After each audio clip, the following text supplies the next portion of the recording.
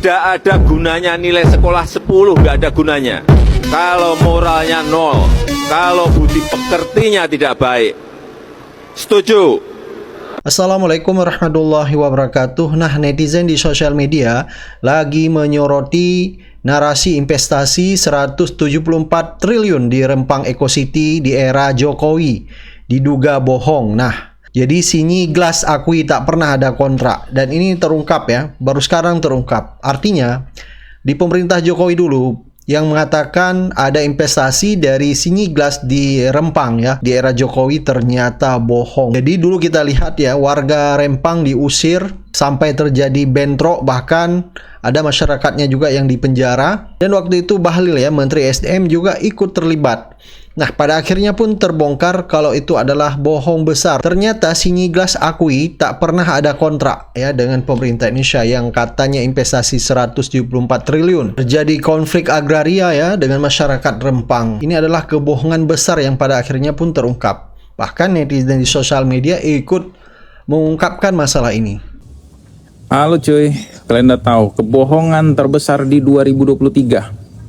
Kebohongan terbesar di 2023 jatuh kepada proyek fiktif era Jokowi terbongkar. Perusahaan Hong Kong bantah kontrak investasi 174 triliun di Rempang Eco City.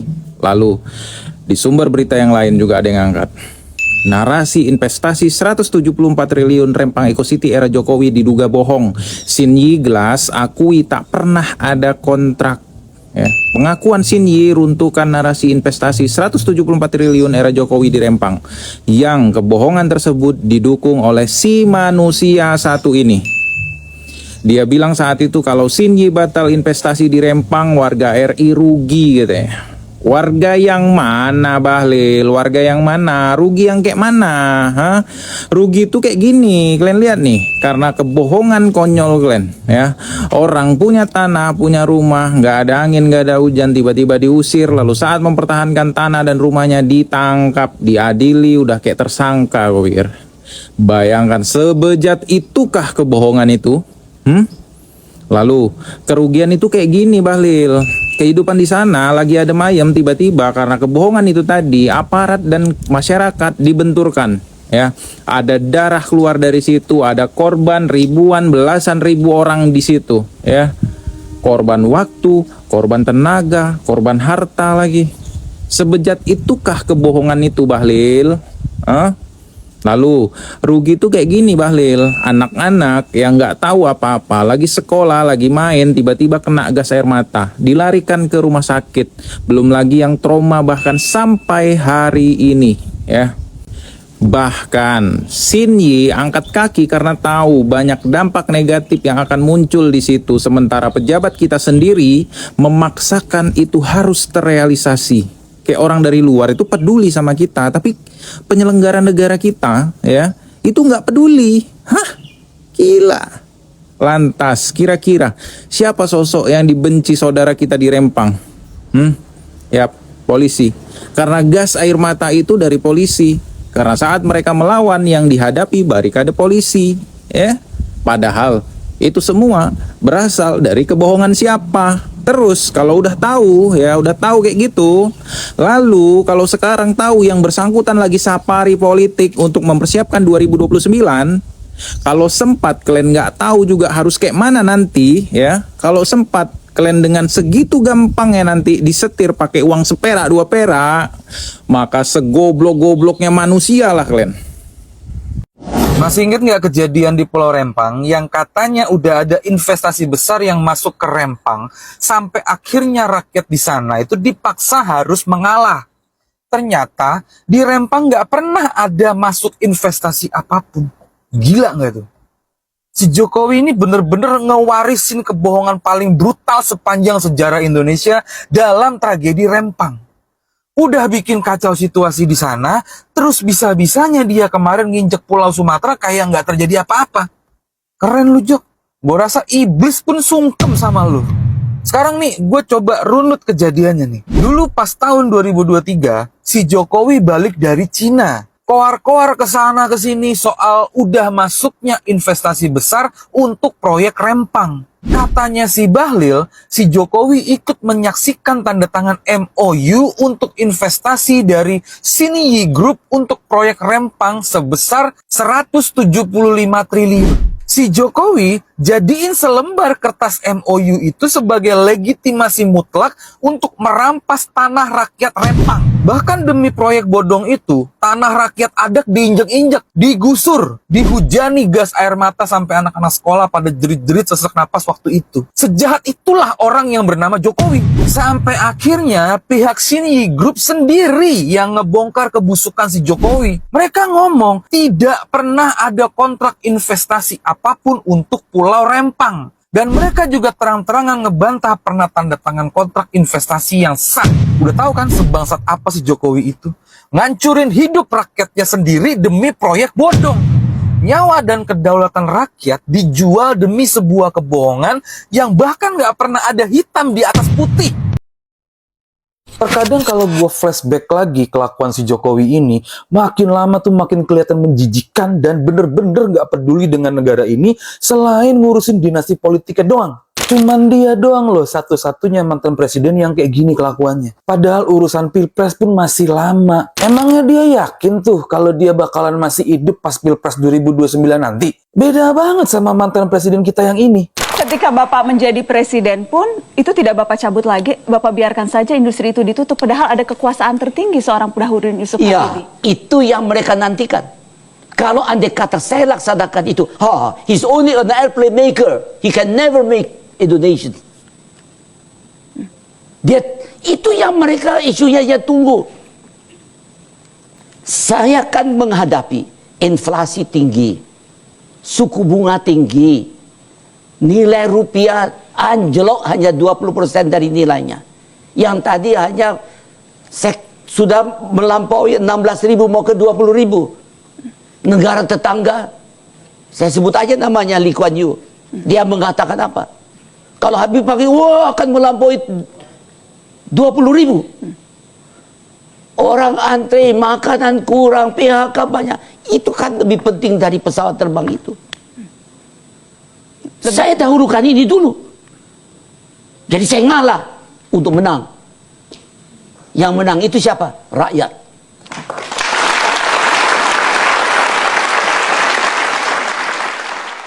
Beda kan? B.J. Habibie rela mengubur kepentingan pribadi demi rakyat. Si Jokowinya malah mengubur kepentingan rakyat demi ngurusin dinastinya. Pantes tuh yang kayak gitu dijadiin panutan. Apa lo? Ternyata Refli Harun bongkar kebohongan terbesar Jokowi. Lalu Rismon datangi Pak Kasmujo. Saya Rismon, Pak, ya kan? Datangi. Poinnya apa di sini? Poinnya adalah ya, dari satu momen itu saja jelas orang ini nggak bisa dipercaya. Bagaimana mungkin Anda mengatakan saya ingat betul dosen pembimbing saya ini galak orangnya. Saya bimbingan bolak-balik. Tiba-tiba sekarang dia bantah. Pak Kasmujo bukan dosen pembimbing saya. Dan Pak Kasmujo sendiri mengatakan saya juga bukan dosen pembimbing. Nah dari satu momen itu saja, kelihatan betul betapa kebohongan itu nyata. Bayangkan, tapi kan masalahnya kan Anda kan punya kepentingan semua untuk menutupi itu. Kita ngomong apa adanya. Kalau ada ya, tolong di setel lagi tuh omongan Pak Kasmujo. Ada? Nah, oh bukan yang ini. Bukan. Sama yang OVA ya? Bukan. Terima kasih karena bimbingan Bapak di jurusan teknologi kayu, saya bisa menyelesaikan skripsi saya, meskipun saya lupa juga bolak-baliknya berapa kali ya. Karena begitu maju dibentak balik, begitu maju dibentak kok galak sekali ya. Tapi sekarang alhamdulillah saya kira atas bimbingan Pak Kasmujo. Sebentar aja Pak. Ada bisa, karena ada. Oh harus ke fakultas Pak ya? Iya. Tentang ini loh Pak, pembimbing skripsi itu Pak, yang Bapak. Yang pembimbing skripsi umurnya harus di atas 50. Harus di atas 50. Bukan Pak, yang tahun 2017 kan Bapak tampil di TV bersama Pak Jokowi. Bapak kan di situ Pak Jokowi mengatakan Pak Jokowi bolak-balik bimbingan skripsi. Bapak Itu yang salah. Iya Pak. Salah itu. Iya Pak. Bentar lah Pak. Biar ini untuk negara Pak. Saya baru 3B sudah bisa bimbing. Bapak saat itu berarti bukan pembimbing skripsi. Jelas bukan. Bukan pembimbing akademik. Bukan. Pembimbing akademik pun bukan Pak. Oh bentar lah Pak. Maaf. Nggak percaya. Ijazah Jokowi ini kalau berhasil dibongkar, utang itu milik dia, bukan utang milik rakyat. Oh, kalau ijazah Jokowi ini kita berandai-andai ya, ternyata itu tidak asli, kan berarti menurut Prof. Susi, legitimasi beliau sebagai presiden hilang. Ya. Sehingga semua keputusan, termasuk utang negara, tidak lagi menjadi kewajiban negara. Betul. Kewajiban pribadi. Jika terbukti sah secara hukum bahwa ijazah Jokowi palsu, dampaknya akan luar biasa besar, menyentuh hukum, politik, ekonomi, sosial, hingga kepercayaan seluruh bangsa. Berikut uraian lengkap dampaknya bagi rakyat dan negara. Pertama, dampak hukum dan kenegaraan. Jabatan dianggap tidak sah sejak awal. Selama 10 tahun kepemimpinan, seluruh kekuasaan dianggap diperoleh dengan cara tidak benar, karena menggunakan dokumen palsu sebagai syarat pencalonan. Seluruh produk hukum, peraturan presiden, peraturan pemerintah, keputusan dan kebijakan yang dibuat tahun 2014 sampai 2024 berpotensi gugur, batal, atau tidak memiliki kekuatan hukum. Ini mencakup undang-undang, kontrak negara, proyek strategis, hingga perjanjian internasional. Semuanya bisa diperdebatkan ulang. Jokowi menjadi tersangka pidana atas pemalsuan dokumen dan penipuan. Jabatan pasal 263 KUHP, bisa dipenjara, dicabut hak istimewa mantan presiden, dan wajib bertanggung jawab penuh. Tanggung jawab utang negara sesuai narasi yang berkembang. Jika kekuasaan tidak sah, maka utang negara 8.300 triliun rupiah dan segala kewajiban keuangan negara selama masa itu bisa dituntut menjadi tanggung jawab pribadi yang bersangkutan, bukan lagi beban rakyat. Lembaga negara KPU, UGM, pengadilan akan diperiksa karena dianggap gagal memverifikasi dokumen, memicu reformasi besar sistem administrasi negara. Kedua, dampak politik dan kekuasaan. Legitimasi kekuasaan runtuh total. Seluruh jajaran menteri, pejabat, dan pengangkatan yang dilakukan dianggap tidak sah. Posisi mereka jadi abu-abu, berisiko dicopot, atau dinyatakan tidak berhak menjabat. Hubungan politik berubah drastis. Dukungan yang ada akan hilang, mantan sekutu menjadi lawan. Seperti ungkapan Rustam Effendi, Jokowi bukan lagi kawan, tapi pihak yang harus dipertanggungjawabkan. Terjadi krisis politik besar, perdebatan tak berujung, perpecahan, dan ketidakstabilan pemerintahan dalam waktu sangat lama. Kasus Pasar Pramuka akan jadi bukti utama dan simbol skenario pemalsuan terstruktur, menyeret banyak nama lain ke dalam masalah hukum.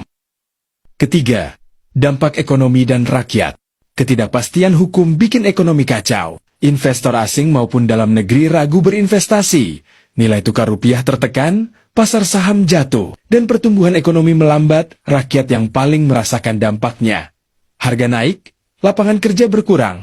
Segala proyek, pembangunan, dan kebijakan sosial bansos, kartu prakerja, IKN, infrastruktur berisiko dihentikan, ditinjau ulang, atau batal total. Uang rakyat yang sudah dikeluarkan jadi hilang percuma, kerugian negara triliunan rupiah. Jika utang negara dibebankan secara pribadi, maka APBN negara bersih, tidak ada beban bunga, dan anggaran bisa sepenuhnya dipakai untuk rakyat. Namun proses menagih dan membayar itu akan sangat panjang dan berisiko gejolak sosial. Rakyat terbelah, sebagian marah, dan menuntut keadilan. Sebagian lagi merasa dibohongi bertahun-tahun, sebagian khawatir negara kacau balau. Keempat, dampak sosial, moral dan kepercayaan. Kepercayaan rakyat ke pemimpin dan lembaga negara hancur total. Demokrasi dianggap gagal, integritas pejabat tidak ada, dan rakyat merasa ditipu besar-besaran selama 10 tahun. Sejarah akan ditulis ulang. Masa jabatan Jokowi dicatat sebagai rezim cacat hukum dan integritas, bukan lagi keberhasilan pembangunan. Muncul tuntutan besar untuk perubahan sistem, aturan ketat verifikasi dokumen, dan penghukuman tegas agar tidak terulang lagi. Intinya, kalau benar terbukti palsu, ini bukan sekadar skandal pribadi. Ini gempa bumi terbesar dalam sejarah ketatanegaraan Indonesia. Semua yang kita anggap sah, benar, dan resmi selama 10 tahun, bisa berubah jadi tidak ada apa-apanya. Posisi Jokowi bukan hanya jatuh, tapi berubah jadi pihak yang wajib membayar segala kerugian negara, dan rakyat menanggung dampak gejolak hukum, politik, dan ekonomi yang luar biasa besarnya. Semua mata kini tertuju, apakah bukti pasar pramuka dan saksi ahli cukup kuat? Apakah benar 8.300 triliun rupiah harus dibayar? Jawabannya akan menentukan nasib kita semua. Ada apa sesuatu yang asli disembunyikan? Kalau dia mengatakan dia punya ijazah asli, kenapa dia sembunyikan? Jadi kalau menurut saya, yang selalu disembunyikan itu adalah sesuatu yang bermasalah. Secara tidak sadar, dia sebenarnya mengakui bahwa ijazahnya itu bermasalah, sehingga tidak sembarangan bisa ditunjukkan. Ya, takut ketahuan kan. Nah, hebatnya itu dia menyebutkan dia akan menunjukkan kepada pengadilan. Tapi pengadilan di Solo tidak ada ijazah juga muncul. Oke, dia nggak muncul juga. Dia mengatakan dia tunjukkan kepada polisi. Polisi mengaku cuma terima fotokopi. Jadi ini satu persoalan yang sulit kali dicerna secara logika gitu. Tapi kesimpulan saya, dia tidak punya ijazah. Jadi kalau ada ijazah yang dia pegang atau tidak tunjukkan, pasti palsu. Itu kesimpulannya Pak. Itu pasti palsu, Pak. Skakmat. Jokowi janji datang, tapi jangan lupa, ini orang banyak bohongnya. Bapak sudah menyampaikan konfirmasinya akan hadir dan akan menunjukkan secara fisik jika diperkenankan oleh persidangan pengadilan. Dan tentunya itu akan membuat semuanya jadi berbeda dong. Karena kenapa? Saya harus verifikasi, mohon maaf. Waktu dulu yang disampaikan beliau ini, itu bukan kita, bukan Bapak. Persoalan terserah mau ngomong soal. Tapi kalau yang ini, Bapak dengan ijazahnya ingin menyatakan saya itu memiliki jasa asli. Saya gitu. Baik. Bang Aziz terakhir, akan hadir secara langsung, secara fisik dan membawa ijazahnya. Akankah ini berbeda? Yang pertama, waktu itu pelapor juga nggak datang. Gitu, jadi sama. Kemudian yang kedua, saya agak skeptis, jadi harus saya katakan, yang mengatakan akan hadir ini adalah yang mengatakan bahwa mobil SMK sudah diproduksi berapa banyak, kan begitu kan, sudah ini. Yang kedua, yang akan bilang datang ini adalah yang mengatakan IKN tidak menggunakan uang APBN. Yang mengatakan akan datang ini yang mengatakan juga bahwa kereta cepat tidak menggunakan APBN dan akan menuntaskan masa gubernur kemudian 5 tahun, kan begitu. Tapi faktanya kita sama-sama tahu. Jadi skeptis kami dan beberapa kalangan masyarakat menanggapi hal tersebut, tentu saya seperti itu.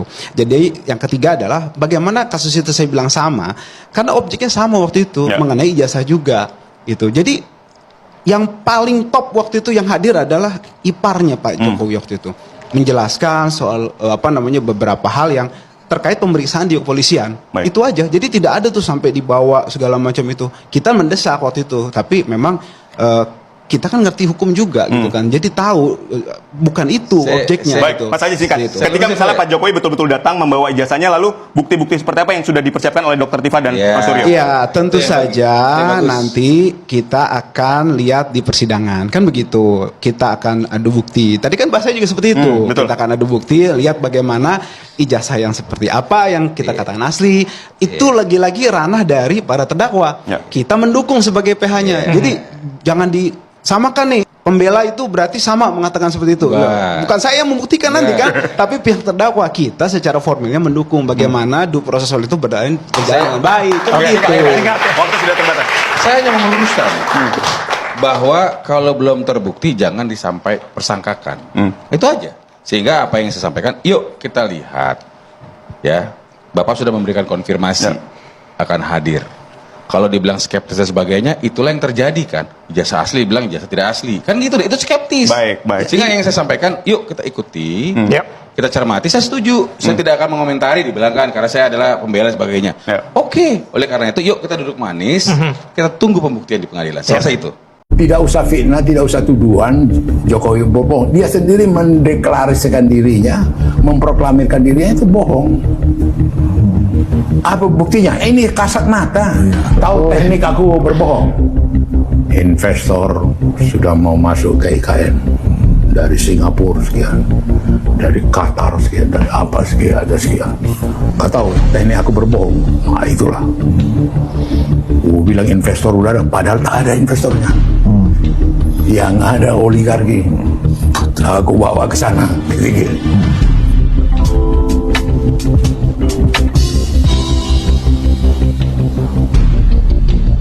Inilah bahasa tubuh tukang ngibul yang sebenarnya.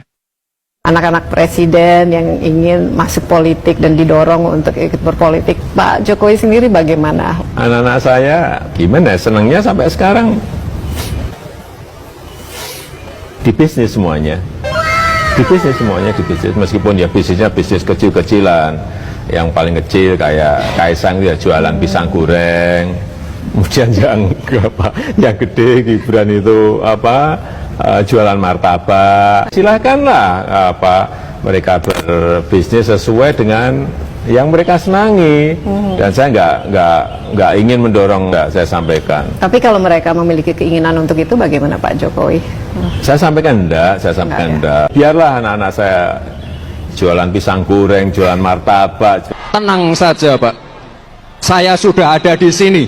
Mohon dukungannya. Ya, saya senang mulai. Program-program sudah membawa Indonesia ke kebun binatang. Tugas kita sekarang, binatangnya kita gemukkan, melanjutkan dan menyempurnakan, memperluas kebun binatangnya. Bagus sekali, bagus sekali. Apa rencana Anda setelah tidak lagi menjadi wali kota, Pak Jokowi? Karena bisik-bisiknya banyak yang ingin melamar Anda untuk menduduki jabatan politis yang lain seperti gubernur katakanlah. Kalau saya ya setelah nggak jadi wali kota ya kembali jadi tukang kayu, ke pabrik jadi tukang kayu gitu aja. Anda tidak punya ambisi politik yang lain?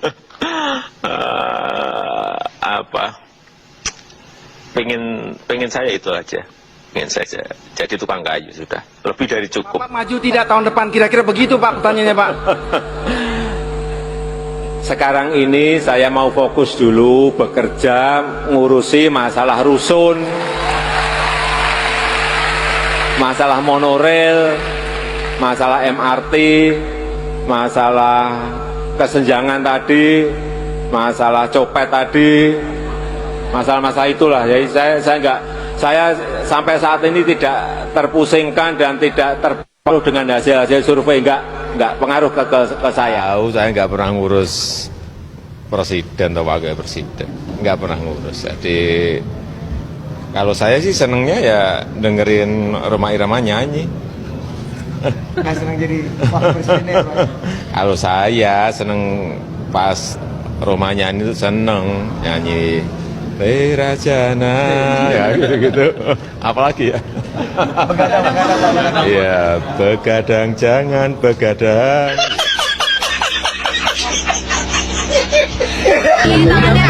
Saya siap beri utang kok.